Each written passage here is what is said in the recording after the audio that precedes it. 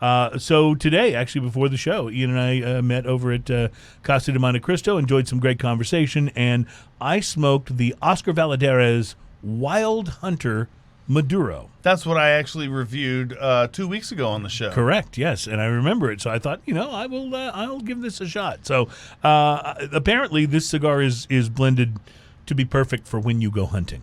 That's what it's supposed to be about. And I am not a hunter, but that doesn't mean that I can't join you guys who are for a cigar, as long as I remain really quiet in the blind. Right. So here we go.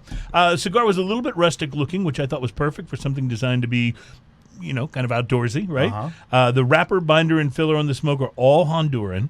The pre-light on this was creamy, and it wasn't as strong as what I was expecting from a Honduran tobacco cigar.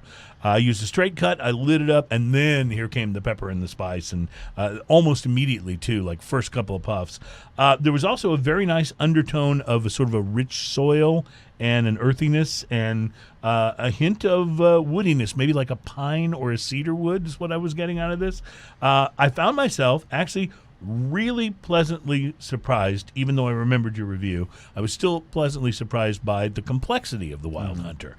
I guess for a rugged outdoors type smoke, I was maybe thinking it would be a bit more straightforward, and not Tastes quite like as hay. complex. Well, maybe not, but I'm thinking something more like a diesel or something like that. That would be, it's not super complex. It's got a great single note, and that's sort of what I was expecting. But this was very nice and complex, medium bodied in intensity. As far as the burn, it was great, nice and straight, no need for relights. And I will say the ash was a bit flaky. It fell off in the ashtray, as you may have already seen in the photo, about a half an inch in. But that makes sense too, as you're not likely to be holding a longest ash contest while you're crouching in a deer blind. So I will say that later on in the smoke, I did get some ash on my shirt, so I feel a kinship and a connection with That happens all the time. Overall, the cigar surpassed my expectations. Oscar Valladares, I think, is really on a roll right now. The stuff they're coming out with has been fantastic.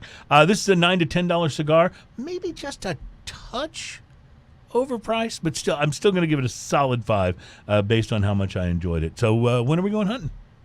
Good question.